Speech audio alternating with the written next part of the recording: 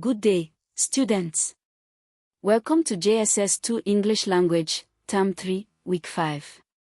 Today we study 3 of the most powerful and frequently tested figures of speech: irony, hyperbole, and euphemism. These 3 figures of speech represent indirect or exaggerated uses of language, situations where what you say is not literally what you mean.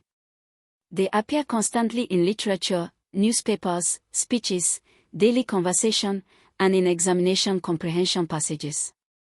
Understanding them helps you analyze language critically, write more vividly, and score full marks on figure of speech questions in BECE and WAEC.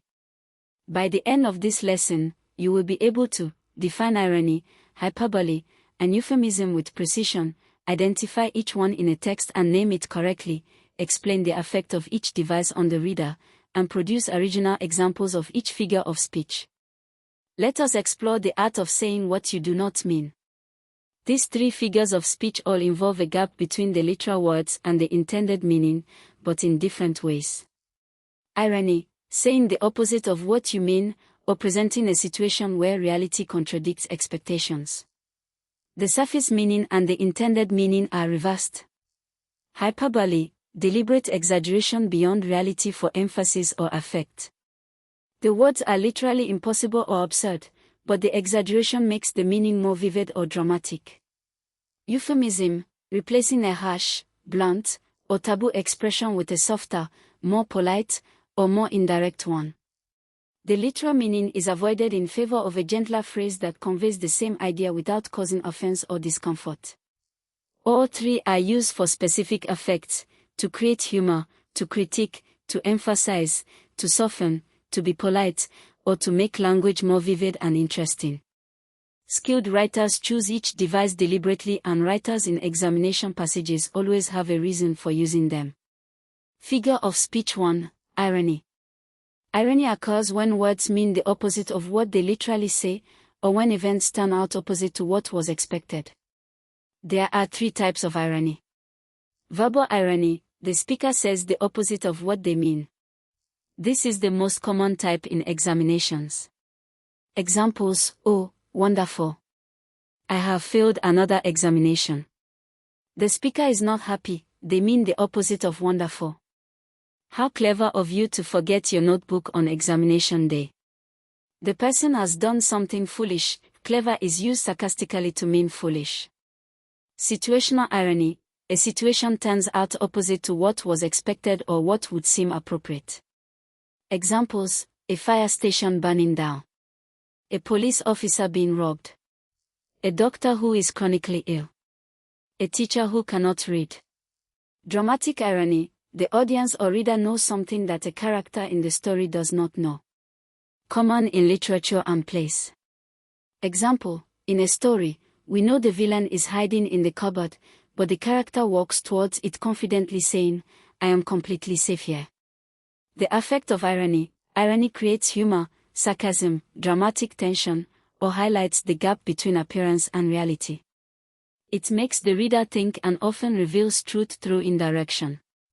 Identifying irony in an examination, look for situations where the literal meaning of words seems strange, forced, or inappropriate in context.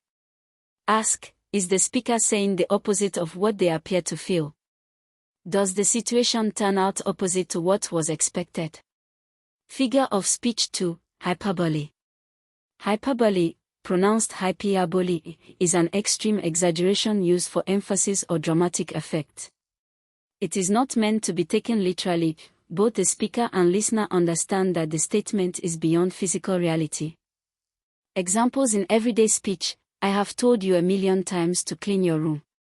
Not literally 1,000,000 times, exaggeration for emphasis. "I am so hungry I could eat a horse." Impossible, emphasis on extreme hunger. "Her smile lit up the entire city."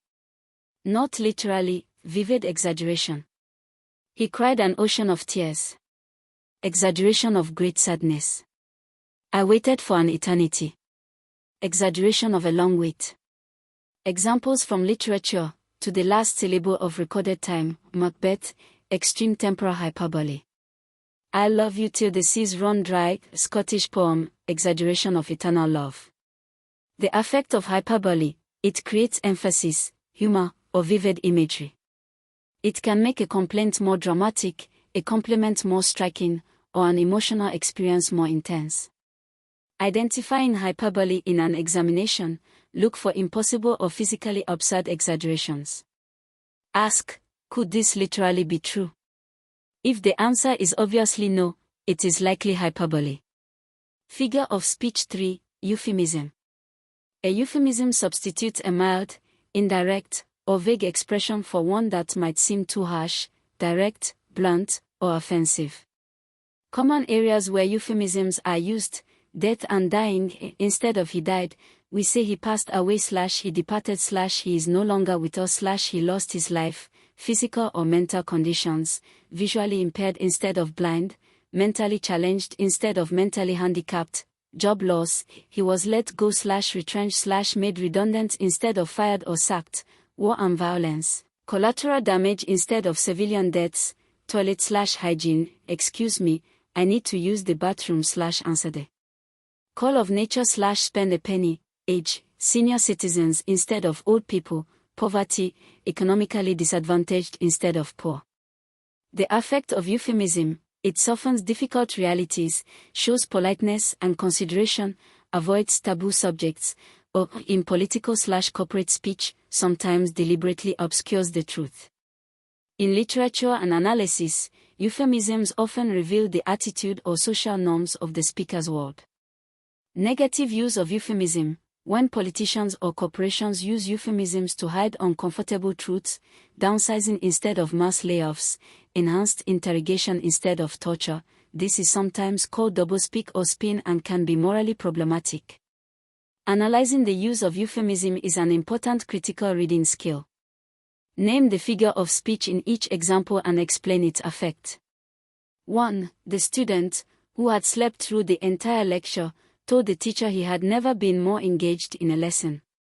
Figure: verbal irony: the student is saying the opposite of what is true. He was not engaged at all. The irony creates humor and highlights the student's dishonesty or laziness. 2. My mother's jollof rice is so good that people have fought wars over it. Figure: hyperbole: wars over jollof rice is a physically impossible exaggeration. The hyperbole emphasizes how exceptionally delicious the rice is. 3. The president announced that several government officials had been asked to step aside to allow for investigations. Figure: euphemism: asked to step aside is a softer way of saying the officials were suspended or removed. The euphemism softens the political action and avoids directly admitting wrongdoing. 3. Figure of speech errors. Mistake 1. Confusing irony with sarcasm. Sarcasm is a type of verbal irony that is cruel or mocking in intent. All sarcasm is irony, but not all irony is sarcasm. When in doubt in an examination, say verbal irony. Mistake 2. Confusing hyperbole with simile or metaphor. In a simile or metaphor, you compare things directly. She runs like the wind. In hyperbole, you exaggerate beyond reality. She runs 1,000 miles an hour. The exaggeration is the key feature. Mistake 3. Identifying any polite expression as a euphemism. A euphemism specifically replaces a word or phrase that is considered harsh, taboo, or offensive. Saying hello, how are you? Is just politeness, not a euphemism. Excellent work. 3 figures of speech that involve indirect or non-literal language. Irony: saying the opposite of what you mean, or situations turning out opposite to expectations. 3 types: verbal irony, sarcasm, situational irony, dramatic irony. Affect: humor, critique, highlighting contradictions. Hyperbole: deliberate extreme exaggeration beyond reality for emphasis or vividness. Not meant literally. Affect: emphasis, drama, humor. Euphemism: replacing harsh, blunt, or taboo language with softer, more indirect expressions. Areas: death, illness, job loss, bodily functions, poverty, sensitive topics. Affect: politeness, avoidance of discomfort, sometimes concealment. In examinations, identify the device, Name it, quote the example, and explain its effect on the reader. For homework, find 3 examples of each of these figures of speech in a Nigerian newspaper or any novel or play you are reading this term.